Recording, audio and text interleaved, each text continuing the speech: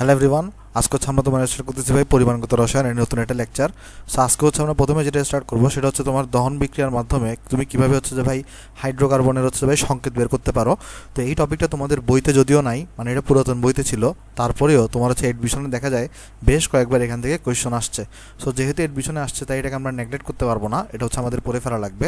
আর হচ্ছে আমরা সময় থাকলে পরবর্তীতে আমরা হচ্ছে নতুন টপিকে স্টার্ট করবো এই চ্যাপ্টারেরই। সো এটা হচ্ছে আমাদের মেইন ফেসবুক গ্রুপ, তোমরা নিশ্চয়ই জানো, তার এখানে কেউ জয়েন দেওয়া না থাকলে জয়েন দিতে পারো। তো চলো আমরা তাহলে আমাদের আজকে তাহলে টপিকটা স্টার্ট করি। আমাদের টপিকটার নাম হচ্ছে তোমার হচ্ছে ভাই তাহলে দহন বিক্রিয়ার সাহায্যে, আমরা টপিকটার নাম হচ্ছে আমাদের ভাই দহন বিক্রিয়ার সাহায্যে, দহন বিক্রিয়ার সাহায্যে হাইড্রোকার্বনের সংকেত নির্ণয়, হাইড্রোকার্বনের সংকেত নির্ণয়। সো চলো কেমনে আমরা এই দহন বিক্রিয়ার সাহায্যে হাইড্রোকার্বনের সংকেত নির্ণয় করব সেটা আমরা দেখার চেষ্টা করি। সো প্রথমত আমরা চলো একটু করে ব্যাখ্যা করার চেষ্টা করি যে তোমার একটা হাইড্রোকার্বনের সাথে যখন তোমার দহন বিক্রিয়া ঘটে তখন দহন বিক্রিয়াটা সমীকরণ আকারে কীভাবে ঘটে। চলো আমরা কিছু এক্সাম্পল দিয়ে আগে আলোচনা করি। আসো ওকে, আমরা চলো কিছু এক্সাম্পল নিয়ে আগে প্রথমে আলোচনা করি। আসো আমি তোমাকে একটা এক্সাম্পল দিই ভাই, প্রথমেই বলে দিচ্ছি ভাই এটা কিন্তু তোমাদের বইতে নাই। সো কিন্তু এডমিশন এটা থেকে আসলে কোয়েশ্চন আসে, সেই জন্য এটা পড়ে ফেলাটা উত্তম আর কি, মানে বুদ্ধিমানের কাজ। আচ্ছা চলো আমি তোমাকে কিছু এক্সাম্পল দিই এখানে। সেই এক্সাম্পলটা হচ্ছে এরকম যে সাপোজ ধরো তোমার কাছে এখানে তুমি একটা C4H10কে নিছো। আমরা সবাই জানি C4H10 এটা কিসের সংকেত হয় ভাই, দেখো CN2N+2 আর এখানে 4টা কার্বন, তাহলে আমরা সবাই জানি এটা হচ্ছে তোমার কিসের সংকেত, বিউটেনের সংকেত। এটা হচ্ছে তোমার এখানে বিউটেনের সংকেত। তো এটা হচ্ছে আমি দহন বিক্রিয়া করাবো। তো মনে রাখবা অলওয়েজ হাইড্রোকার্বনের দহন বিক্রিয়াতে সর্বদা কার্বন ডাইঅক্সাইড এবং পানি উৎপন্ন হয়।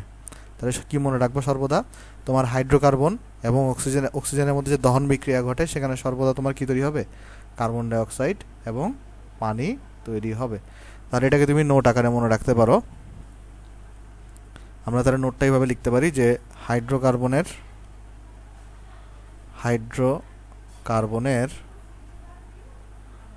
দহন বিক্রিয়ায় সর্বদা তোমার হচ্ছে ভাই কার্বন ডাইঅক্সাইড এবং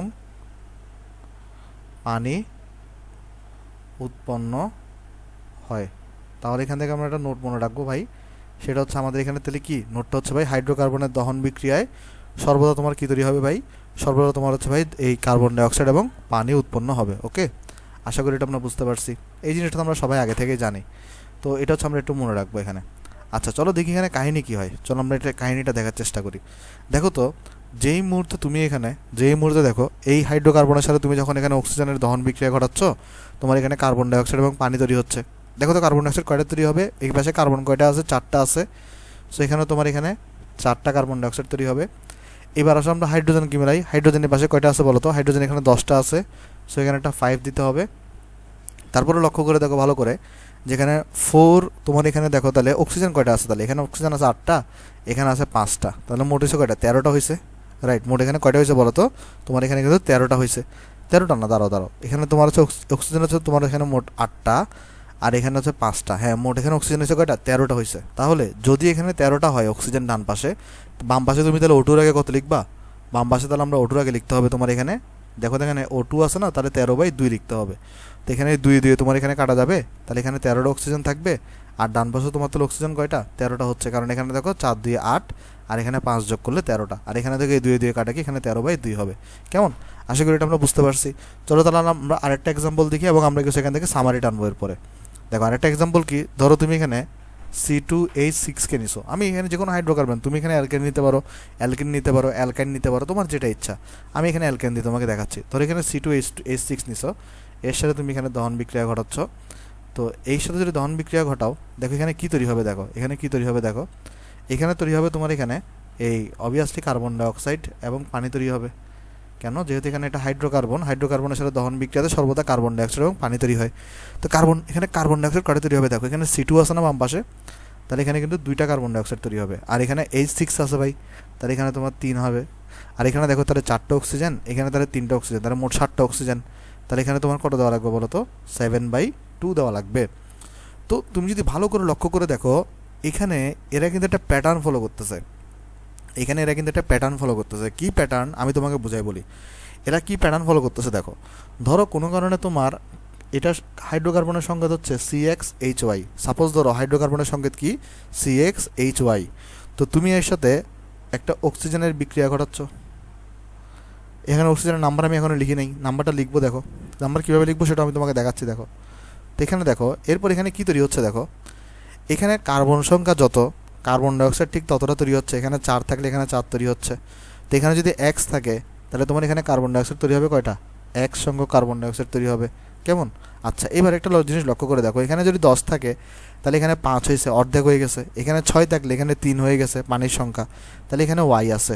তাহলে পানি তৈরি হবে তোমার কতটুকু বলো তো, Y/2 সংখ্যক। তাহলে পানি তৈরি হবে কতটুকু, Y/2 সংখ্যক। দেখো এই জিনিসটা এখানে বুঝছি কিনা, এখানে ভালো করে লক্ষ্য করে দেখো। এখানে যেটা হচ্ছে, এখানে তোমার 4 থাকলে এখানে 4 হয়েছে, তাহলে এখানে X থাকলে এখানে X হয়েছে। এখানে 10 থাকলে এখানে 5 হয়ে গেছে, অর্ধেক হয়ে গেছে। এখানে 6 থাকলে এখানে 3 হয়ে গেছে, তাহলে এখানে Y থাকলে এখানে কত হয়ে যাবে, Y/2 হয়ে যাবে।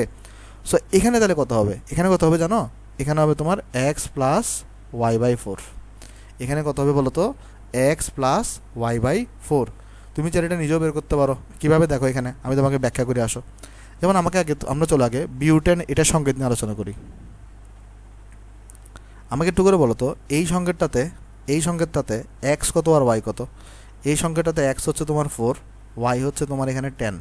তুমি তাহলে X + Y/4 যোগ করে দেখো, X এর ভ্যালু 4 আর এখানে Y/4 মানে 10/4 যোগ করে দেখো, দেখবা কি জানো রেজাল্ট কত আসতেছে, 13/2 আসতেছে। তুমি চাইলে চেক করে দেখতে পারো এখানে কত আসবে, 16 আর 10 26/4 মানে 13/2 আসবে। দেখো এখানে কত আসছে, এই 13/2 এটাই আসছে। কেমন?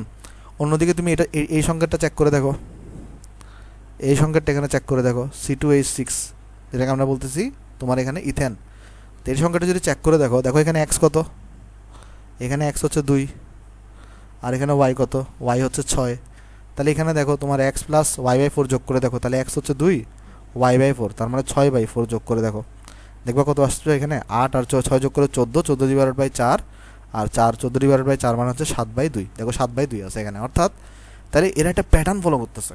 তাহলে এটা কী ফলো করতেছে, এখানে এরা একটা প্যাটার্ন ফলো করতেছে। তার মানে হাইড্রোকার্বনের দহন বিক্রিয়াটা এই প্যাটার্নে হয়, অর্থাৎ CXHY + X + Y/4 O2 X CO2 Y/2 H2O।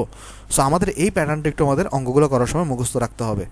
এই প্যাটার্ন আমাদের অঙ্ক করার সময় কী করতে হবে, এই প্যাটার্নটা আমাদের একটু মুখস্থ রাখতে হবে। তাহলে এটাকে চলো আমি বক্স করে দিই, এখানে বক্স করে দিই। এখান থেকে তাহলে আমরা কয়েকটা বিষয় স্টার মার্কস করে দিই, এগুলো আমাদের মনে রাখতেই হবে। প্রথম কথা আমাদের কি মনে রাখতে হবে, যে হাইড্রোকার্বনের দহন বিক্রিয়ায় সর্বদা কার্বন ডাইঅক্সাইড এবং পানি তৈরি হয়। আর তোমার হচ্ছে এটা হচ্ছে তোমার হাইড্রোকার্বনের দহন বিক্রিয়ার প্যাটার্ন। আমরা লিখতে পারি এখানে এটা হচ্ছে আমার কি, হাইড্রোকার্বনের দহন বিক্রিয়ার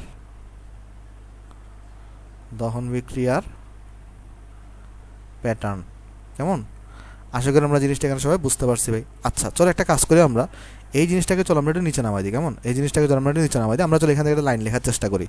দেখো এখানে আমাকে একটু করে বলতে পারবা, CXHY এটার এখানে মোল সংখ্যা কত 1, আর অক্সিজেনের এখানে মোল সংখ্যা কত X + Y/4। তারপরে তোমার এখানে কার্বন ডাইঅক্সাইডের এখানে মোল সংখ্যা কত X, তারপরে তোমার এখানে H2O এর আগে মোল সংখ্যা কত Y/2। তাহলে এখান থেকে আমরা লাইন লিখতে পারি, কি জানো লাইনটা হবে এরকম। দেখো আমরা লিখতে পারি এখানে এক আয়তন CXHY, এক আয়তন CXHY X + Y/4 আয়তন O2 এর সাথে বিক্রিয়া করে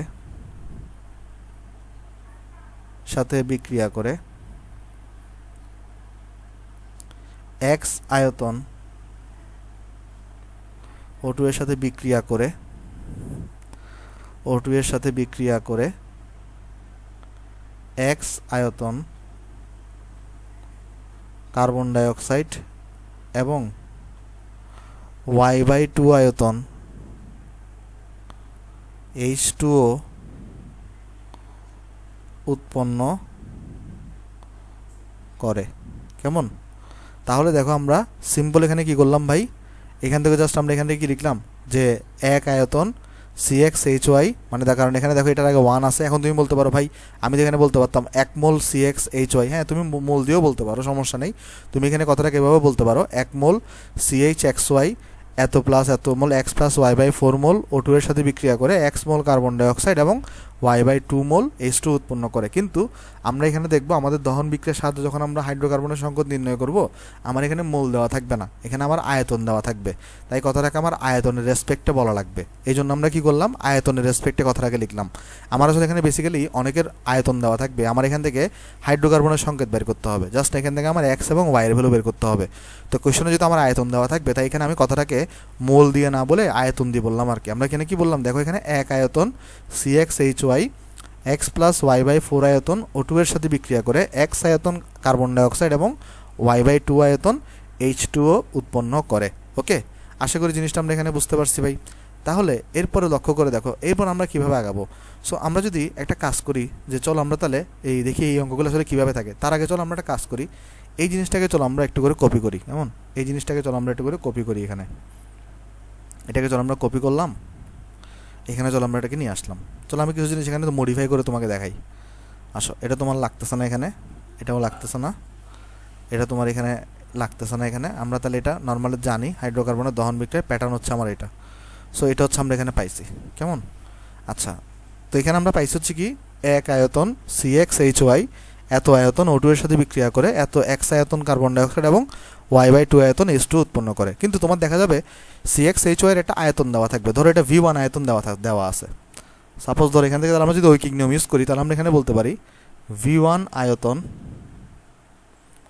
CxHy V1 into x plus y/4 আয়তন O2 এর সাথে বিক্রিয়া করে O2 এর সাথে বিক্রিয়া করে V1 ইন্টু x আয়তন কার্বন ডাইঅক্সাইড এবং V1 ইন্টু y/2 আয়তন H2O উৎপন্ন করে। তাহলে ভাই দেখো তো জাস্ট কি মডিফাই করলাম। প্রথমে আমরা বলছিলাম 1 আয়তন CxHy এত আয়তন O2 এর সাথে বিক্রিয়া করে এত আয়তন কার্বন ডাইঅক্সাইড এবং এত আয়তন পানি উৎপন্ন করে। জাস্ট আমার এখানে কোশ্চেনে যেটা হবে CxHy এর আয়তন দেওয়া থাকবে, তাহলে এখানে জাস্ট ঐকিক নিয়ম করছি। তাহলে 1 আয়তন যদি এই এত আয়তনের সাথে বিক্রিয়া করে, তাহলে V1 আয়তন বিক্রিয়া করবে এই V1 ইন্টু এত আয়তনের সাথে, এবং 1 আয়তন যদি x আয়তন কার্বন ডাইঅক্সাইড উৎপন্ন করে, তাহলে V1 আয়তন উৎপন্ন করবে V1 ইন্টু x পরিমাণ, আর এবং V1 ইন্টু y/2 আয়তন পানি উৎপন্ন করবে। ভাই এটা তো সিম্পল ঐকিক নিয়ম। জাস্ট দেখো এখানে কিন্তু কোনো কঠিন কিছু নাই। ফার্স্ট হচ্ছে আমরা এখানে এরকম লিখছি, তারপর আমরা জাস্ট এখান থেকে জাস্ট ঐকিক নিয়ম অনুসারে V1টা আমরা এখানে বলছি। আমরা বলছি এখানে তাহলে ফার্স্টে 1 আয়তন এটার সাথে বিক্রিয়া করে এরকম উৎপন্ন করে, তাহলে V1 আয়তনটা কত করবে, তখন সবার সাথে আমরা এখানে V1টাকে গুণ করে দিছি। ওকে, আশা করি আমরা সবাই এখানে এই জিনিসটা বুঝতে পারছি। জাস্ট এখানে সিম্পল ঐকিক নিয়ম আমরা এখানে ইউজ করছি। কেমন, তাহলে দেখো আমি যদি আরেকবার বলি, এখান থেকে হচ্ছে যে ভাই 1 আয়তন এটা বিক্রিয়া করে এত আয়তন এতটুকু উৎপন্ন করে, তাহলে V1 আয়তন কত তৈরি করবে সবার সাথে, তাহলে আমরা জাস্ট V1 দিয়ে গুণ করলাম। ওকে, তো আমরা সবাই মানে ঐকিক নিয়ম তো আমরা বুঝি সবাই, তো এটা সিম্পল, আশা করি তোমরা এখানে সবাই এটা বুঝতে পারছো। আচ্ছা, তো এই অঙ্কগুলো এখানকার অঙ্কগুলো আমাদের কীভাবে থাকবে এবং আমরা কীভাবে সলভ করবো, আমি তোমাকে অঙ্ক দেখাই। এখানে অঙ্কগুলো তোমার হচ্ছে এখানে অনেকগুলো আয়তন দেওয়া থাকবে, তোমাকে এখানে হাইড্রোকার্বনের সংকেত বের করতে হবে। এখানে কিছু প্রসিডিউর আছে, চলো আমরা প্রসিডিউরগুলোকে ফলো করার চেষ্টা করি। আসো তাহলে আসো আমরা এখান থেকে হাইড্রোকার্বনের সংকেত বের করার প্রসিডিউর, হাইড্রোকার্বনের সংকেত বের করার, চলো আমরা প্রসিডিউরগুলো নিয়ে আলোচনা করি। আসো প্রসিডিউর কীভাবে চলো হাইড্রোকার্বনের সংকেত বের করে, আমরা চলো এটা প্রসিডিউরটা নিয়ে আলোচনা করি। কেমন, আসো আমরা প্রথমে একটা কাজ করি। আসো এখানে আমরা একটা পাত্রকে নিয়ে আসো। সাপোজ এখানে আমরা একটা পাত্রকে নিলাম। ওকে, তাহলে এখানে হচ্ছে আমরা একটা পাত্র নিলাম। আচ্ছা, আমরা এখানে প্রথমে স্টেপ 1-এ যেটা করি, আমরা প্রথমে কি করি, এখানে তোমার এখানে একটা V1 আয়তনের একটা হাইড্রোকার্বনকে আমরা নিই। মানে সাপোজ ধরো আমি ধরো V1 আয়তন না বলে যে কোনো আয়তনের এখানে আমরা ধরো একটা হাইড্রোকার্বনকে এখানে রাখলাম, ধরো CxHy, যে কোনো আয়তনের আমরা একটা হাইড্রোকার্বনকে এখানে রাখলাম।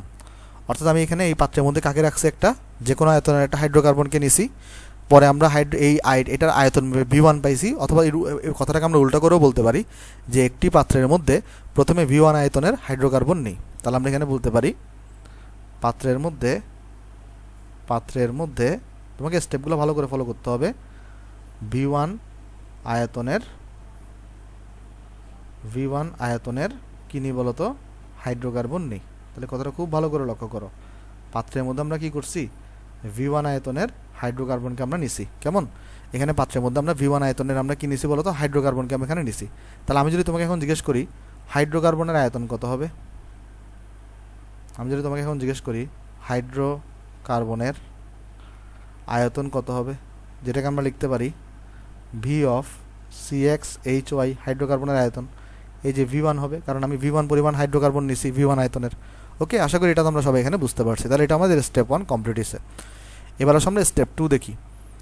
আমরা দেখবো হচ্ছে তোমার এখন স্টেপ 2। তো স্টেপ 2তে কী হবে দেখো, স্টেপ 2তে তোমাদের এখানে আমরা কি করবো, এখানে দহন বিক্রিয়া করবো না। তাহলে দহন বিক্রিয়া করার জন্য আমার কি করা লাগবে, এই দ্রবণের মধ্যে তোমার এখানে অক্সিজেন যোগ করা লাগবে। তাহলে এখানে আমরা যেটা করব, এরপর অনেক বেশি পরিমাণে অক্সিজেন যুক্ত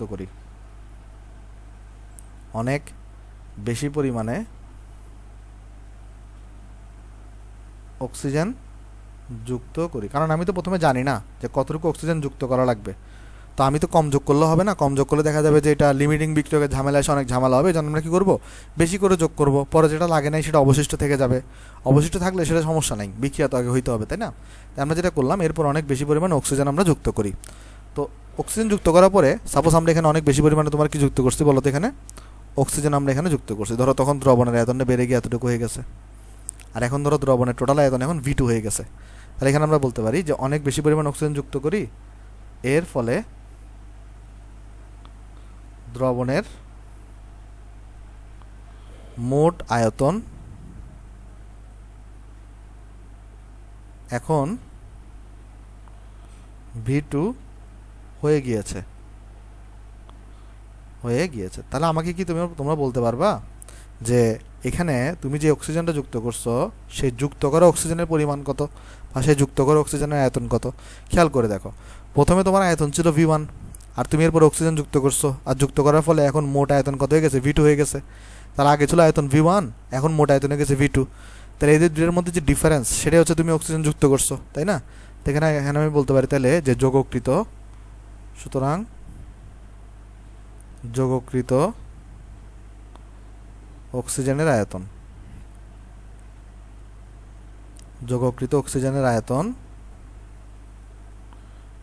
এটাকে আমরা যদি VO2 ড্যাশ বলি, তাহলে এটা আমাদের কত হবে, V2 মাইনাস V1 হবে। তাহলে দেখো এখানে আমরা বুঝাই বলি তোমাকে, প্রথমে আয়তন এখানে V1 ছিল, পরে তুমি এখানে অনেক বেশি পরিমাণে অক্সিজেন যুক্ত করছো, ফলে দেখা গেছে দ্রবণের মোট আয়তন কত হয়ে গেছে, V2 হয়ে গেছে। এখন এই V2 এর মধ্যে তো এই তোমার এখানে হাইড্রোকার্বনটাও আছে, অক্সিজেনটাও আছে। তাহলে অক্সিজেনের আয়তন কত হবে, এই টোটাল V2 থেকে তুমি V1টাকে বাদ দিয়ে দাও, তাহলে তুমি এখানে কি পেয়ে যাবে, অক্সিজেনটা এখানে পেয়ে যাবা। ওকে, আশা করি তুমি জিনিসটা এখানে বুঝতে পারছো। এখন দেখো স্টেপ 3তে এদের মধ্যে কি হবে, এখন তুমি যখন এখানে অক্সিজেন আর যোগ করে ফেলছো, এদের মধ্যে তখন এখন দহন বিক্রিয়া সম্পাদন হবে। তাহলে দেখো স্টেপ 3তে এখানে কি হবে, স্টেপ 3তে গিয়ে এদের মধ্যে তাহলে দহন বিক্রিয়া সম্পন্ন হবে। দহন বিক্রিয়া কীভাবে সম্পন্ন হবে, CxHy প্লাস তোমার এখানে তাহলে হবে X প্লাস Y/4 O2। এটা তোমার মুখস্থ রাখতে হবে, কেমন? এটা থেকে তাহলে তৈরি হবে তোমার এখানে XCO2, আর এখান থেকে তৈরি হবে তোমার Y/2 H2O। তাহলে এখানে দেখো তো কী কী তৈরি হচ্ছে। আমরা এখানে বলতে পারি এদের মধ্যে দহন বিক্রিয়া সম্পন্ন হলে,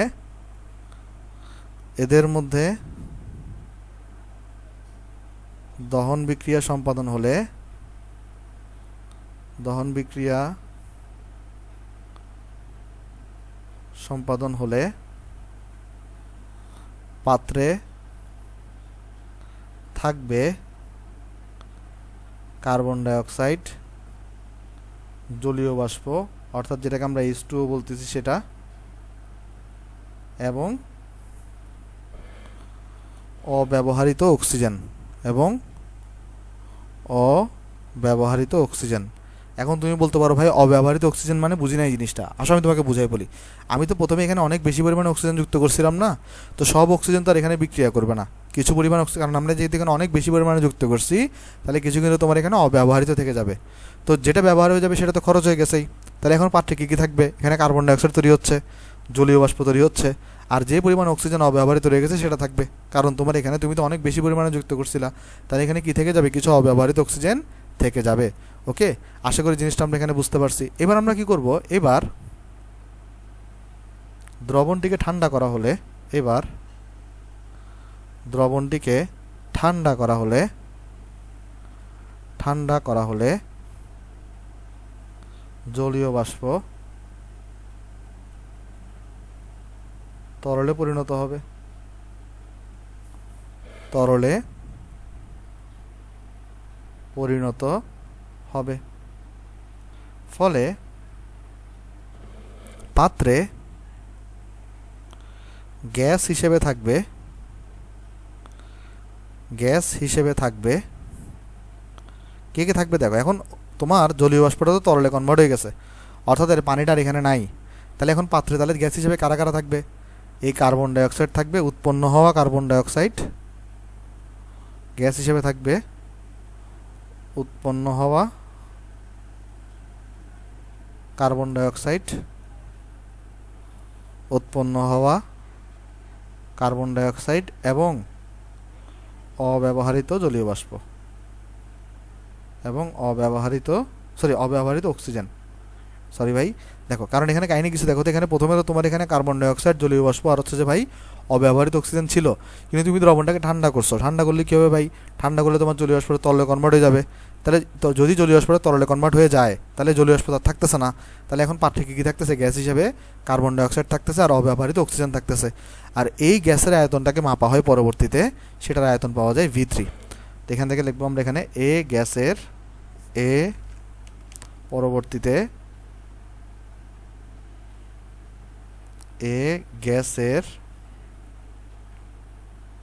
আয়তন পাওয়া যায় V3। এই গ্যাসের আয়তন পাওয়া যায় V3। যদি কোনো কারণে তুমি একবার স্টেপগুলো ভালো করে বুঝতে পারো ভাই, ম্যাথগুলো তোমার কাছে কোনো ব্যাপারই হবে না, জাস্ট স্টেপগুলো বুঝতে থাকো। তাহলে দেখো আমরা কি করছি, এখানে জলীয় বাষ্পটা তো আমার এখানে তরলে কনভার্ট হয়ে গেছে। তাহলে এখন পাত্রের মধ্যে কী কী আছে? কার্বন ডাইঅক্সাইড রয়ে গেছে আর অব্যবহৃত অক্সিজেন রয়ে গেছে। এই দুইটার আয়তন পরবর্তীতে এই গ্যাসের আয়তন কত পাওয়া গেছে? V3।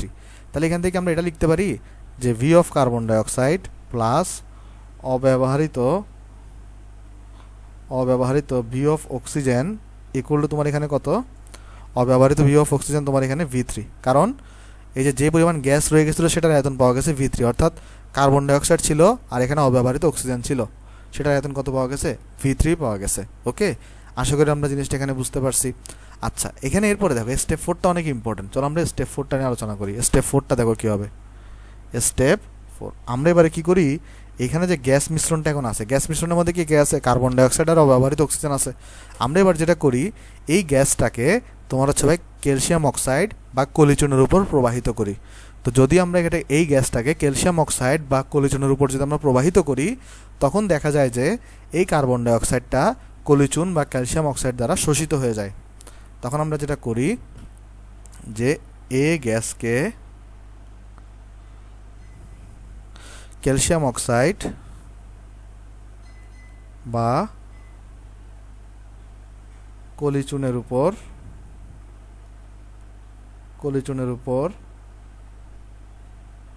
প্রবাহিত করলে কার্বন ডাইঅক্সাইড শোষিত হয়ে যায়। ফলে কার্বন ডাইঅক্সাইড আর থাকে না, শোষিত হয়ে যায়। তাহলে ফলে এই অবস্থায় পাত্রে শুধুমাত্র কে থাকবে? কার্বন ডাইঅক্সাইড তো শোষিত হয়ে গেছে, তাহলে পাত্রে শুধুমাত্র এই অবস্থায় থাকবে অব্যবহৃত অক্সিজেন। তাহলে এখানে আমরা লিখতে পারি ফলে এই অবস্থায় পাত্রে শুধুমাত্র থাকবে অব্যবহৃত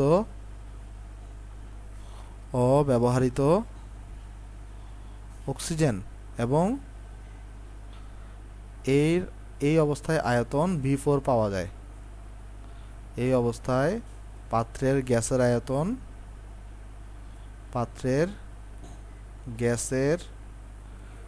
আয়তন V4 পাওয়া যায়। তাহলে আমাকে বলতে পারবা, যেহেতু এখানের মধ্যে শুধুমাত্র এখন পাত্রের মধ্যে অব্যবহৃত অক্সিজেন আছে আর তুমি তখন আয়তনটা পাইছো V4, তাহলে এখানে আমাকে একটু করে বলো অব্যবহৃত অক্সিজেনের তাহলে আয়তন কত হবে। আমাকে তাহলে একটু করে বলো অব্যবহৃত অক্সিজেনের আয়তন কত হবে। VO2 এটা কত হবে? এটা হবে তোমার এখানে কিন্তু V4 এর সমান, কারণ এই অবস্থায় তুমি আয়তনটা V4 পাইছো, তাহলে এটা হবে অব্যবহৃত অক্সিজেনের আয়তন হবে V4 এর সমান, তাই না? আচ্ছা, এবার তাহলে আমাকে একটু করে বলো ব্যবহৃত অক্সিজেন, তাহলে অক্সিজেনের আয়তন কত হবে। ব্যবহৃত অক্সিজেনের আয়তন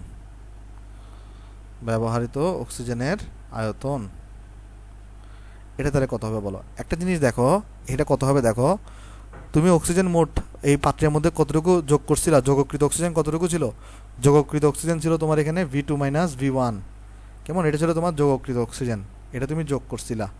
তার মধ্যে তুমি এখানে অব্যবহৃত পেয়ে গেছো কতটুকু? V4।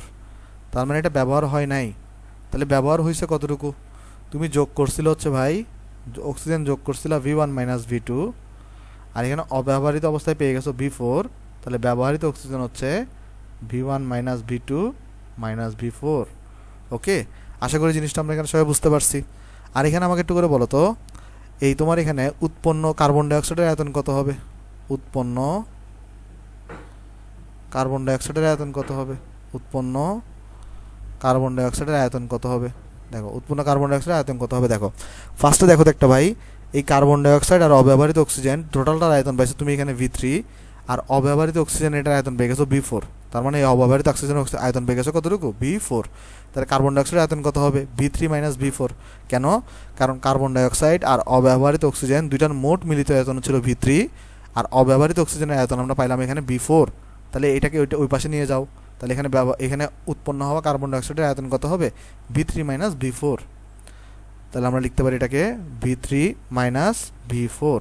কেন? বুঝতে পারছি এখানে দেখো তো জিনিসটা, কারণ এই কার্বন ডাইঅক্সাইডের আয়তন হবে V3 মাইনাস, এটাকে ওই পাশে নিয়ে যাও, অব্যবহৃত অক্সিজেনের আয়তন। তাহলে অব্যবহৃত অক্সিজেনের আয়তন কত? V4। তাহলে এখানে V4 লিখছি আমরা এখানে। ওকে, আশা করি জিনিসটা আমরা এখানে সবাই বুঝতে পারছি। তাহলে এখানে দেখো, এবার আমরা কি করি জানো, এই যে আমাদের যে মেইন ইকুয়েশন আছে না, আমাদের যেখানে মেইন ইকুয়েশন ছিল, অর্থাৎ আমাদের মেইন ইকুয়েশন কত ছিল? CxHy plus x plus y/4 oxygen. এখান থেকে আমরা কি পাইছিলাম ভাই? এখান থেকে আমরা পাইছিলাম হচ্ছে তোমার x অফ CO2, আর পাইছিলাম হচ্ছে আমরা এখান থেকে তোমার কত? এই যে y/2 অফ H2O। এখান থেকে আমরা যেটা করি, আমরা এখান থেকে তাহলে দেখো, এখান থেকে আমরা জিজ্ঞেস করি ব্যবহৃত অক্সিজেনের আয়তন। দেখো এখানে আমরা কি বলছিলাম? আমরা এখানে বলছিলাম V1 আয়তনের CxHy V1 into x plus y/4 আয়তনের অক্সিজেনের সাথে বিক্রিয়া করে V1 ইন্টু x আয়তন কার্বন ডাইঅক্সাইড এবং V1 ইন্টু y/2 পানি, V1 ইন্টু y/2 আয়তনের পানি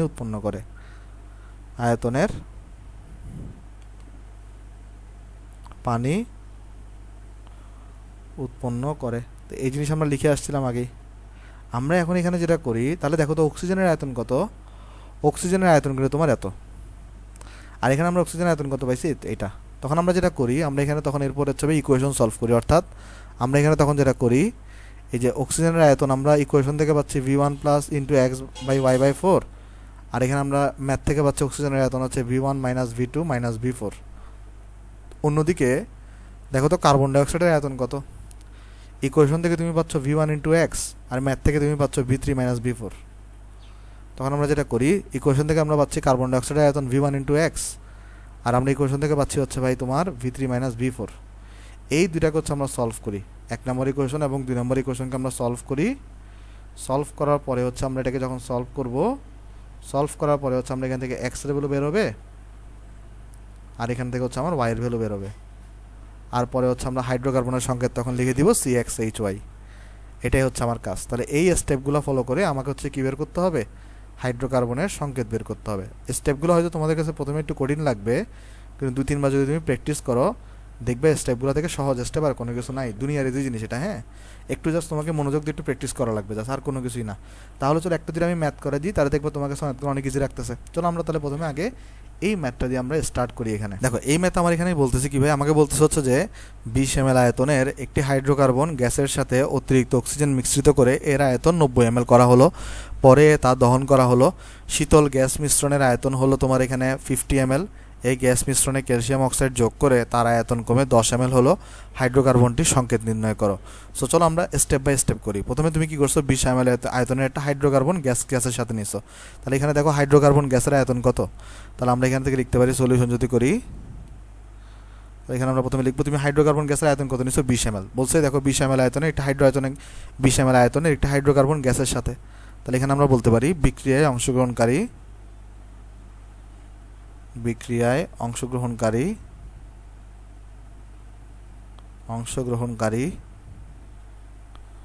হাইড্রোকার্বন গ্যাসের আয়তন, যেটা হচ্ছে আমরা ভাই হাইড্রোকার্বন গ্যাসের আয়তন কত বলছি, V1 বলছি। V1 ইকুয়ালস আমার কাছে দেওয়া আছে এখানে 20 ml। আমরা এরপর এখানে কি করছি ভাই, এরপর হচ্ছে আমরা এটাকে এর সাথে অতিরিক্ত অক্সিজেন মিশ্রিত করে তোমার এখানে আয়তনটা কত করা হয়েছে, 90 ml করা হয়েছে। তার মানে আগে তো 20 ml ছিল, এটার সাথে আমি অক্সিজেন মিশ্রিত করে এখন টোটাল আয়তন আমি কত পাইছি, 90 ml পাইছি। তাহলে এখানে আমি কি লিখতে পারি, অক্সিজেন মিশ্রণের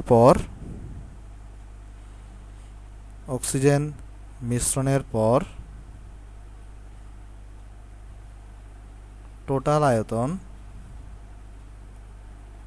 দেখো তোমার পরীক্ষা আসলে এত লেখা লাগবে না, আমি তোমাকে সামনে বোঝানোর জন্য লিখে দিচ্ছি। V2 ইকুয়ালস টু কত, 90 ml। এই যে দেখো এখানে আমরা লিখছিলাম যে তোমার স্টেপ 2তে ছিল এই যে অক্সিজেন যুক্ত করছে অতিরিক্ত, তাহলে যেটা আমরা V2 পাইছিলাম এখানে। তাহলে আমাকে বলতে পারবো এখানে তাহলে যোগকৃত অক্সিজেনের আয়তন কত হবে। তাহলে দেখো তো আমরা বের করতে পারি কিনা, যোগকৃত অক্সিজেনের আয়তন ইকুয়াল টু, দেখো প্রথমে তোমার এখানে ভাই ছিল কতটুকু, 20 ml হাইড্রোকার্বন ছিল। তুমি যখন অক্সিজেন মিশিয়েছো টোটাল আয়তন হচ্ছে 90 ml। তাহলে কতটুকু যোগ করছো তুমি এখানে, এই 90 থেকে তুমি তাহলে এই 20কে বাদ দিয়ে দাও। তাহলে যোগকৃত অক্সিজেনের পরিমাণ হচ্ছে তোমার এখানে 70 ml। দেখো জিনিসটা এখানে বুঝছো কিনা, আমি আরও যদি স্পেসিফিকভাবে লিখে দিই, এটা হবে তোমার এখানে V2 মাইনাস V1। এখানে কত হবে, এটা যোগকৃত অক্সিজেনের আয়তন V2 মাইনাস V1। দেখো আমরা একটু আগে লিখে আসছিলাম স্টেপগুলা, তাই না ভাই? আশা করি এটা আমরা বুঝতে পারছি এখানে। আচ্ছা, আশা করি তুমি জিনিসটা এখানে সবাই ভাই ক্লিয়ার হয়েছে এখানে। আচ্ছা, এরপরে দেখো, এরপরে এখানে আমাকে বলছে কি, দেখো এরপর আমাকে বলতেছে যে এরপর তার দহন করা হয়েছে, খুব ভালো কথা, দহন করা হয়েছে এটাকে। এরপরে বলতেছে শীতল গ্যাস মিশ্রণের আয়তন হলো 50 ml। তার মানে দেখো এরপর আমরা কি করি, দহন করার পরে দেখো স্টেপ 3। এখানে আমরা কি করি, দেখো এখানে হচ্ছে আমরা তোমার এখানে কার্বন ডাইঅক্সাইড জলীয় বাষ্প, আর তোমার এখানে অক্সিজেন থাকে, জলীয় বাষ্পটাকে আমি ঠান্ডা করে ফেলি। ঠান্ডা করার পরে যেটা আমরা পাই তাহলে সেটা হচ্ছে আমার শীতল গ্যাস মিশ্রণ। সেই শীতল গ্যাস মিশ্রণ মানে কোনটা, অলরেডি জলীয় বাষ্প আমার ঠান্ডা হয়ে গেছে, তাহলে সেখানে কি রয়ে গেছে, কার্বন ডাইঅক্সাইড আর অব্যবহৃত অক্সিজেন। তাহলে সেটার আয়তনকে আমি V3 বলি। আর এই শীতল গ্যাস মিশ্রণের আমাকে আয়তন দেওয়া আছে এখানে 50 ml। ওকে, তাহলে এখানে আমরা বলতে পারি শীতল গ্যাস মিশ্রণ, এটা দ্বারা আসলে বোঝানো হচ্ছে জলীয় বাষ্পকে ঠান্ডা করার পর অবস্থা, ঠান্ডা করার পরে যে গ্যাস মিশ্রণ পাওয়া যায়। জলীয় বাষ্পকে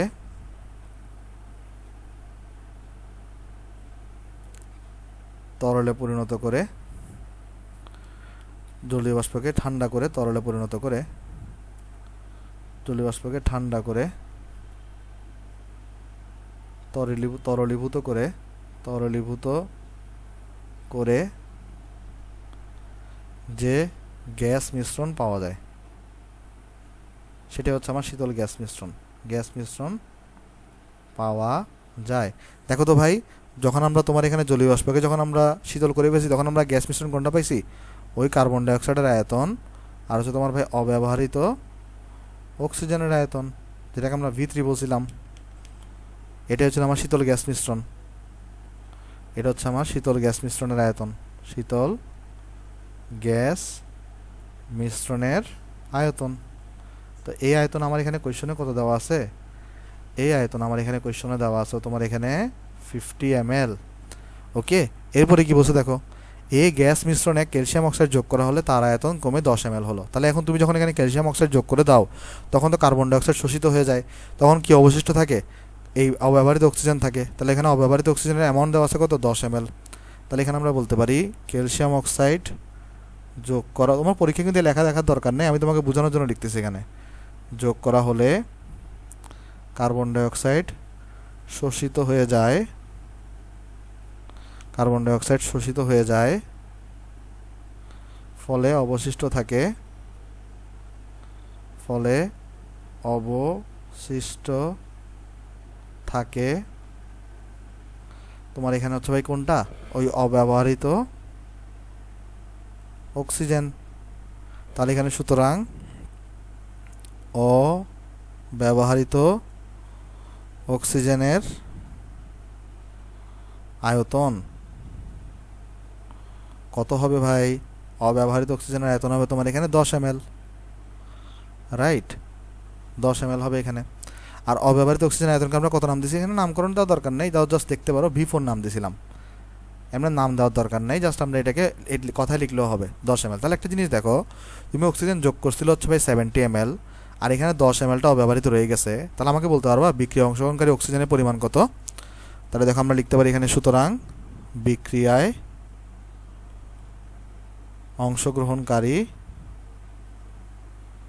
অংশগ্রহণকারী অক্সিজেনের আয়তন ইকুয়াল টু তোমার 60 ml ভাই, রাইট? আশা করি জিনিসটা আমরা এখানে সবাই বুঝতে পারছি। তাহলে আমাকে একটু করে বলো তো, বিক্রিয়ায় উৎপন্ন কার্বন ডাইঅক্সাইডের আয়তন কত হবে? বিক্রিয়ায় উৎপন্ন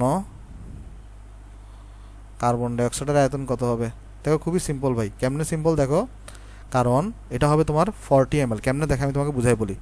শীতল গ্যাস মিশ্রণ অর্থাৎ কার্বন ডাইঅক্সাইড আর অব্যবহৃত অক্সিজেন দুইটার মিলিত আয়তন হচ্ছে 50 ml, আর অব্যবহৃত অক্সিজেনের আয়তন পেয়ে গেছো তুমি 10 ml। তাহলে এখানে এই উৎপন্ন কার্বন ডাইঅক্সাইডের আয়তন কত হবে? 50 - 10, তাহলে এটা হবে তোমার এখানে 40 ml। কারণ জিনিসটা বুঝো না, টোটাল কার্বন ডাইঅক্সাইড আর অব্যবহৃত অক্সিজেনের আয়তন ছিল 50 ml, অব্যবহৃত অক্সিজেন এখানে দেওয়া আছে 10 ml, তাহলে উৎপন্ন কার্বন ডাইঅক্সাইড কত হবে? 50 - 10 অর্থাৎ 40 ml হবে। ওকে, আমরা আমাদের কাঙ্ক্ষিত জিনিস এখানে পেয়ে গেছি। তাহলে আমরা এরপর এখানে যেটা লিখব, আমরা এখানে লিখবো হচ্ছে আমার বিক্রিয়াটাকে লিখবো, অর্থাৎ CxHy প্লাস ওই x প্লাস y/4 তোমার এখানে, তারপর আমরা লিখবো এখানে O2, তারপর এখান থেকে হচ্ছে যে উৎপন্ন হয়েছে আমার এখানে XCO2, তারপর এখানে আমার উৎপন্ন হয়েছে y/2 H2O। আর এখানে আমরা কি লিখছি? V1 আয়তনের CxHy V1 into x plus y/4 আয়তনের ঐকিক নিয়ম অনুসারে অক্সিজেনের সাথে বিক্রিয়া করে O2 এর সাথে বিক্রিয়া করে x ইন্টু V1 আয়তনের কার্বন ডাইঅক্সাইড এবং y/2 ইন্টু V1 আয়তনের H2O উৎপন্ন করে। কেমন? এটা তো আমরা আগে লিখছি। তাহলে এখানে দেখো V1 এখানে করে দেওয়া আছে আসলে এই যে CxHy এর আয়তন এখানে 20 ml দেওয়া আছে। তাহলে আমরা এখান থেকে কি লিখতে পারি যে অক্সিজেনের আয়তন হচ্ছে এটা। তাহলে দেখো এখান থেকে আমার এই বিক্রিয়া অনুসারে অক্সিজেনের আয়তন হচ্ছে এটা, সেটা কত? V1 into x plus y/4।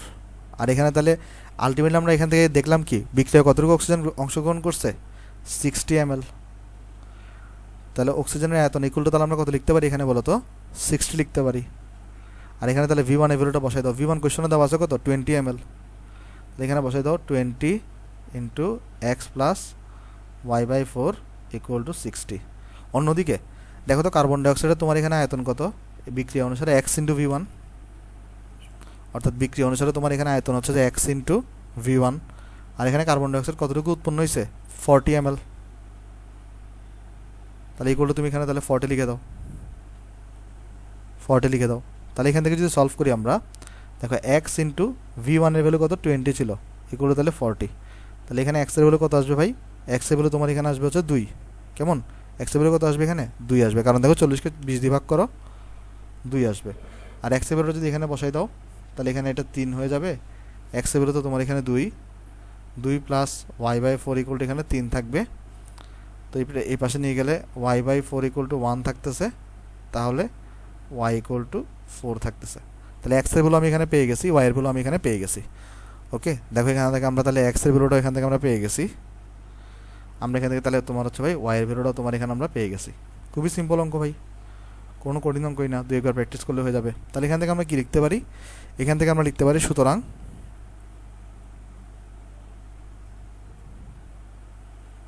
Hydro কার্বনটির সংকেত হচ্ছে আমরা সবাই জানি CxHy বা C2H4। ওকে, তাহলে হাইড্রোকার্বনের সংকেত কত C2H4। আশা করি এই জিনিসটা আমরা এখানে বুঝতে পারছি ভাই, আশা করতেছি আমরা এখানে এই জিনিসটা এখানে সবাই বুঝতে পারছি। আচ্ছা, তো এই ম্যাথটা ইজি ছিল। চলো আমরা তাহলে আরেকটা ম্যাথ দেখি যেটা এডমিশন আসছে, এটা দেখে আসো। এখানে চলো আমাকে কি বলতেছে, আমরা চলো অ্যানালাইসিস করার চেষ্টা করি এটাকে। এটাও দেখো ভাই একদম সিমিলার অঙ্ক, চলো এই অঙ্কটা আমরা করার চেষ্টা করি। এখানে আসো, এটাকে আমরা সলিউশন করি।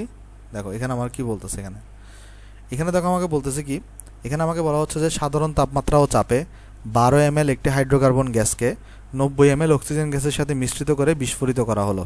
তাহলে দেখো ভাই বলছে কি এখানে ফার্স্টে তোমাকে বলতেছে এখানে হচ্ছে যে এই সাধারণ তাপমাত্রা ও চাপে 12 ml একটি হাইড্রোকার্বন গ্যাসকে, তাহলে হাইড্রোকার্বন গ্যাসের আয়তন কতটুকু দেওয়া আছে 12 ml।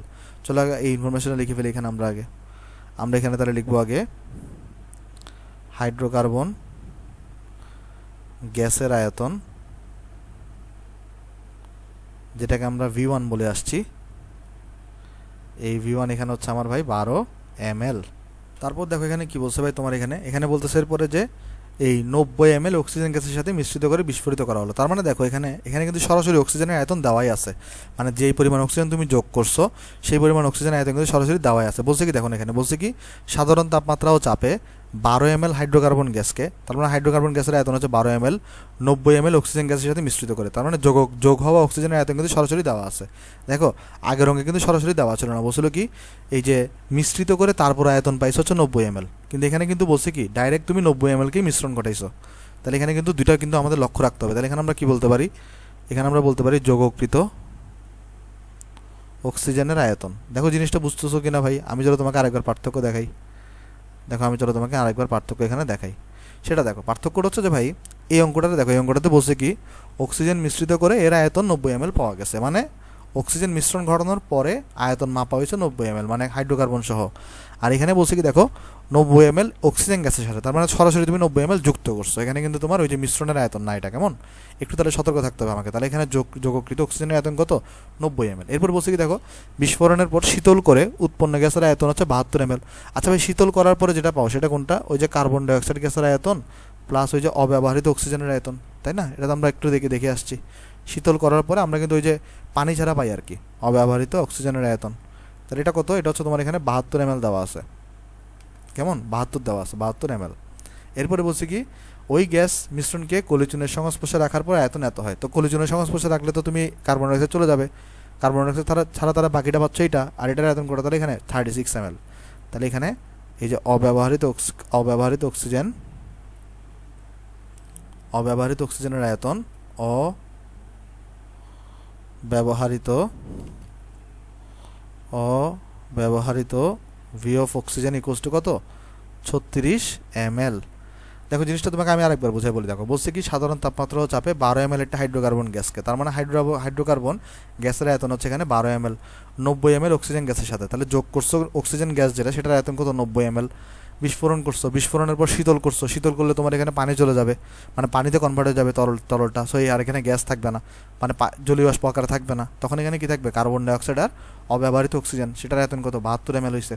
আর ওই গ্যাস মিশ্রণটাকে তুমি কলিচুনের সংস্পর্শে রাখছো, সেখানে তাহলে কার্বন ডাইঅক্সাইডটা শোষিত হয়ে যাবে, তাহলে এখানে শুধুমাত্র অব্যবহৃত অক্সিজেন থাকবে। তখন আয়তন কত মাপছো? 36 ml। তাহলে আমাকে বলতে পারবো এখান থেকে যে তোমার এখান থেকে তাহলে কার্বন ডাইঅক্সাইডের আয়তন কত হবে?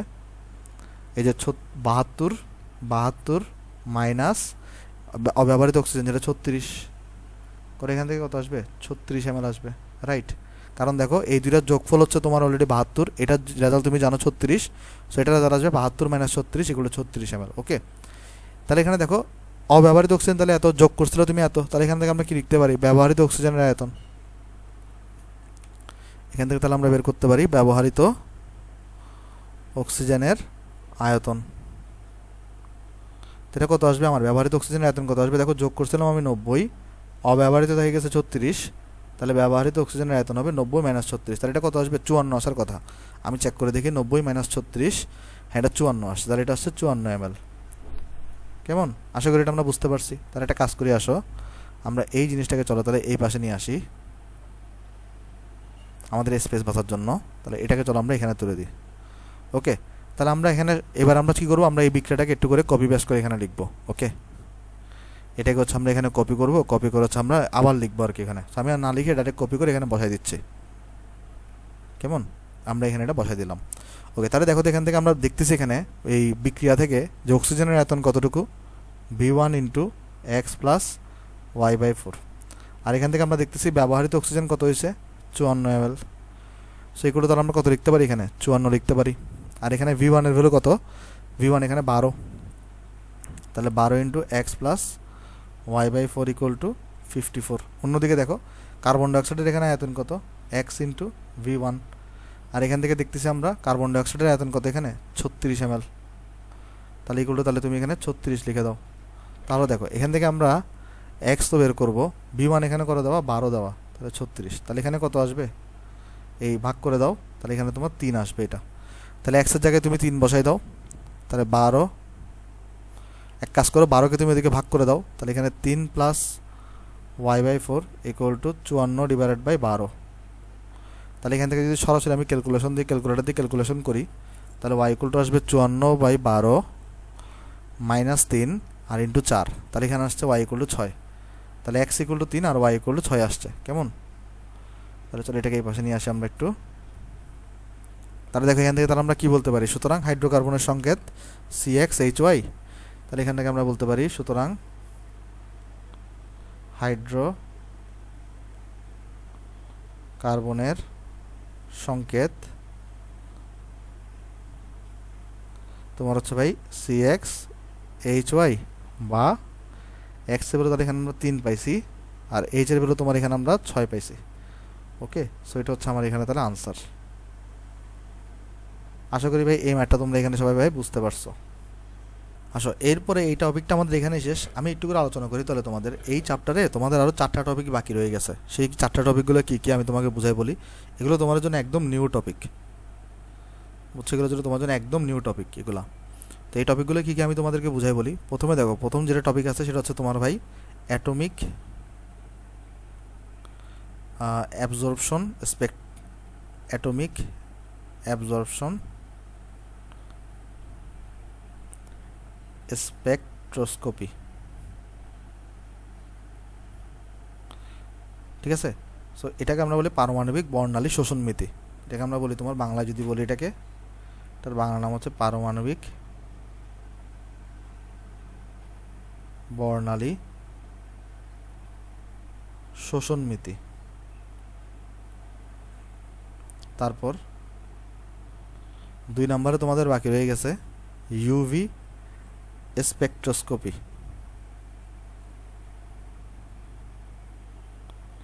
3 নম্বরে তোমাদের বাকি রয়ে গেছে HPLC। আর 4 নম্বরে তোমাদের বাকি রয়ে গেছে জিসি, গ্যাস ক্রোমাটোগ্রাফি। সো আমি তোমাকে বুঝাই বলি, এই 4টা টপিক যেটা আছে, এই 4টা টপিক যেটা আছে সাধারণত এইচএসসিতে এখান থেকে কোয়েশ্চন আসে না। সাধারণত এরা এইচএসসিতে এখান থেকে এই টপিক থেকে আসলে কোয়েশ্চন তোমাকে দেয় না, দিলেও খুব একটা কালে ভদ্রে একটা দেয়, নর্মালি এখানে দেয় না। কারণ এই টপিকগুলো একটা হায়ার লেভেলের টপিক। কারণ আমি তোমাকে বুঝাই বলি, এগুলো হচ্ছে অনেক অ্যাডভান্স টপিক, বুঝতে পারছো? এগুলো হচ্ছে অনেক অ্যাডভান্স টপিক। এগুলো নিয়ে তুমি ডিটেলসে পড়বা। যখন কেউ যদি ভার্সিটিতে ওটাও যদি কেউ যদি ভাই একদম অরিজিনাল কেমিস্ট্রি নাও, তখন হয়তো তাদেরকে এগুলো ডিটেলসে পড়াবে, কিন্তু আমরা কিন্তু ডিটেলসে পড়ে নিই আসলে। হ্যাঁ, আমি যতটুকু জানি ততটুকু আমি পড়াবো। তা আমি তোমাকে জিনিসটা বুঝাই বলি, এগুলো হচ্ছে অনেক অ্যাডভান্স টপিকস। আর এই টপিকগুলো থেকে নর্মালি এইচএসসিতে তোমার তো তার মার্কস থাকে না তোমার এটা থেকে। নর্মালি এইচএসসির মধ্যে এইচএসসিতে তেমন কোয়েশ্চন আসে না, এখান থেকে আসে না বললেই চলে আর কি। মানে আমি কখনো দেখি নাই তেমন কোয়েশ্চন আসে না। আর এটা থেকে এডমিশনে কখনোই কোয়েশ্চন থাকে না, এই 4টা টপিক থেকে এডমিশনে। ভাই ক্রোমাটোগ্রাফি কিন্তু আলাদা জিনিস। ক্রোমাটোগ্রাফি হচ্ছে আমরা একদম চ্যাপ্টার 2-তে পড়বো, গুণগত রসায়ন। ওইটাই কিন্তু ইম্পর্টেন্ট। গুণগত রসায়নে ক্রোমাটোগ্রাফিটা কিন্তু অনেক ইজি, ওইটা আমরা পড়াই দিব, ওইটা আমরা ডিটেলসেই পড়বো, ওইটা ইম্পর্টেন্ট। কিন্তু এই চ্যাপ্টারের জন্য এখানে যে এইচপিএলসি আছে, জিসি আছে, এগুলো আসলে তোমার কখনো আসলে এডমিশনে থাকে না আর কি। হ্যাঁ, তো এডমিশনে এই 4 টপিক থেকে কখনো কোয়েশ্চন আসে না। 4 টপিক থেকে কখনো কোয়েশ্চন আসে না। তাহলে এখন তোমার মনে প্রশ্ন আসতে পারে, ভাই কোয়েশ্চন আসে না বলে যে আমাদের পড়াবেন না, মানে এটাকে আমরা তো নলেজ অর্জনের জন্য পড়তেছি, তাই না? দেখো, তো আমি তোমাকে বুঝাই বলি ভাই, অবশ্যই তোমাদেরকে এটা আমি পড়াবো, কিন্তু কাহিনী হচ্ছে যে এখন অলরেডি তো তোমরা নিশ্চয়ই জানো 21 ব্যাচের হচ্ছে যে ভাই পরীক্ষা খুব সামনে। কখন? ডিসেম্বরে মেবি পরীক্ষা হবে, তাই না? আবার 22 ব্যাচেরও তোমার হচ্ছে ভাই সময় খুব কাছে আসছে। কিন্তু 22 ব্যাচের কথা আমি ছেড়ে দিই, আগামী 21 ব্যাচের নিয়ে আলোচনা করি। তো 21 ব্যাচের জন্য কিন্তু এই 4টা টপিক আসলে তেমন একটা দরকার নাই আর কি। হ্যাঁ, সো এই টপিকগুলো ছাড়াই আমি যে 27টা লেকচার টোটাল তৈরি করছি, এগুলো যদি দেখে পরীক্ষায় খুবই ভালো করতে পারবে, এবং এই চ্যাপ্টার থেকে 1 নম্বরও তার ছুটবে না, কারণ এগুলো থেকে নর্মালি তোমার কোয়েশ্চন আসে না ভাই। সো আমরা এখন যেটা করব, এই টপিকগুলো আমরা আপাতত পড়বো না, এটা টপিকগুলো আমরা আপাতত কভার করতেছি না। আমরা কি করব, এই টপিকগুলো আপাতত এখানে স্কিপ রেখে আমরা এই লেকচারই হচ্ছে আমাদের আপাতত এই চ্যাপ্টারে কী হবে, শেষ লেকচার হবে। ওকে, সো তাহলে এখন তুমি বলতে পারো এই টপিক কি কখনোই পড়াবেন না? অবশ্যই পড়াবো ভাই, এই টপিক অবশ্যই পড়াবো। একটু জাস্ট আমি বাকি চ্যাপ্টারগুলো সিলেবাসগুলো আঁকাই দিই, দেন হচ্ছে যে আমরা, কারণ এই টপিকগুলো নিয়ে আমরা ডিটেলস আলোচনা করবো, তো এই টপিকগুলোর জন্য আমাদের আলোচনা করার জন্য প্রায় 8 থেকে 10টা লেকচার লাগবে, আরও বেশি লেকচার লাগতে পারে, প্রায় 12-15 থেকে লেকচারও লাগতে পারে। এখন আমি যদি তোমাকে 12 থেকে 15টা লেকচার এটার উপর দিই, 4টা টপিকের উপর দিই, তখন দেখা যাবে তোমার লাভের লাভ তো কিছু হচ্ছে না এখন, কারণ এই টপিকগুলো তোমার আপাতত পরীক্ষায় লাগতেছে না। এটা নিয়ে আমরা অনেক ডিটেলসে পড়াবো, বুঝছো? যতটুকু আমি জানি আর কি, যতটুকু আমি জানি, একদম তো ডিটেলসে যেতে পারবো না, অ্যাডভান্স লেভেলে যেতে পারবো না, যতটুকু আমি জানি ততটুকু আমি পড়াবো। কিন্তু কথা হচ্ছে যে ওইটা খুব পরে থেকে গেলে আমার 8 থেকে 10টা ক্লাস লাগবে এই 4টা টপিকের উপরে। তো আমি চিন্তা করছি যে যেহেতু তোমার এই চ্যাপ্টার, এই টপিক 4টা টপিক তোমার আপাতত এইচএসসিতেও লাগতেছে না, এডমিশনও লাগতেছে না, তাই আপাতত টপিকগুলো আমরা স্কিপ করতেছি। ঠিক আছে, আমরা কিন্তু ভাই আজকে যাচ্ছি তো যাচ্ছি না, আবার ফিরে আসবো, এই বলেন আমরা আবার ফিরে আসবো এখানে। হ্যাঁ, তো এইটাই হচ্ছে যে আমাদের আপাতত লাস্ট লেকচার ভাই। সো হচ্ছে আমরা এই টপিকগুলো হচ্ছে আমরা পরবর্তীতে হয়তো 3-4 মাস পরে গিয়ে, যখন আমরা একটু ফ্রি টাইম পাবো, তো 3-4 মাস পরে গিয়ে আমরা এগুলো কভার করে দিব। তাহলে এটা আমরা কখন কভার করব? এই টপিকগুলো 3-4 মাস পর ফ্রি টাইমে, যখন আমাদের কোনো প্রেশার থাকবে না, কভার করে দিব। সো ভাই আমি বলি, কোনো টেনশন নেওয়ার দরকার নাই। এই 27টা লেকচার যদি তুমি পড়ো, যেগুলো দিছি, এগুলোতে তোমার হচ্ছে যে আসলে এগুলো থেকে কোয়েশ্চন আসবে, এবং এগুলোতে তোমার চ্যাপ্টারটা শেষ হয়ে গেছে, বুঝছো? এই 4টা টপিক আসলে যারা শিখতে চাও তাদের জন্য, এগুলো তোমার পরীক্ষায় জীবনও আসবে না ভাই, এগুলো নর্মালি দেয় না আর কি এগুলো থেকে। সো তাহলে এটাই হচ্ছে আমাদের ভাই, যেটা বলতে চাচ্ছিলাম, দ্য লাস্ট লেকচার, মানে আপাতত আমাদের বলা যায় আমাদের আপাতত চ্যাপ্টারটা শেষ। বুঝতে পারছো? আমরা তাহলে বলতে পারি আমরা the end. Okay, so tension নেওয়ার কিছু নেই ভাই, এই 4টা টপিক পড়াচ্ছি না, এটা নিয়ে খুব টেনশন নেওয়ার কিছু নেই। আমি তো প্রথমে বললাম এগুলো আসলে এইচএসসিরও থাকে না, নর্মালি এডমিশনও থাকে না ভাই। তো আমরা হচ্ছে আপাতত এগুলো কভার করতেছি না, এই জন্য 3-4 মাস পর যখন আমরা ফ্রি টাইম পাবো, যখন আসলে কোনো প্রেশার থাকবে না আমাদের, তখন হচ্ছে এই 4টা টপিক আমরা আরামসে কভার করে দেবো, কারণ আমি তাড়াহুড়ো করতে চাইতেছি না কোনো। হ্যাঁ, আমি আস্তে আস্তে শেষ করতে যাচ্ছি ভাই, কিন্তু আমি এখন চিন্তা করতেছি কি, যদি আমি এখন এই টপিকগুলো শেষ করি, তাহলে আমার 8 থেকে 10টা ক্লাস লাগবে, তাহলে 10 দিনের ধাক্কা, এই 10 দিনে আমি অন্য কিছু পড়াতে পারবো যেগুলো তোমাদের পরীক্ষায় লাগবে। সো এই জন্য হচ্ছে আমরা এই 4টা টপিক আপাতত কভার করতেছি না, এগুলো আমরা 3-4 মাস পর কভার করে দিব। সো এবং এরই মাধ্যমে তাহলে আমাদের এই চ্যাপ্টারটার এখানে সমাপ্তি করতেছে। ওকে, প্রাথমিক না, মানে পুরোপুরি আমাদের সমাপ্তি করতেছে। আমরা আবার ফিরে আসবো কখন, এই চ্যাপ্টারে 3-4 মাস পরে গিয়ে। সো তুমি আপাতত এই চ্যাপ্টারটা শেষ ধরতে পারো। ওকে, সো তাহলে আমি আশা করতেছি তোমাদের আজকে ভিডিওটা অনেক ভালো লাগছে। ভিডিও ভালো লাগলে তুমি ভিডিওতে লাইক করতে পারো, ভিডিও তোমাদের সাথে শেয়ার করতে পারো, আর আমার ইউটিউব চ্যানেলে নতুন ইউটিউব চ্যানেলে সাবস্ক্রাইব করতে পারো। তাহলে সবাই ভালো থাকবেন ভাই, আসসালামু আলাইকুম।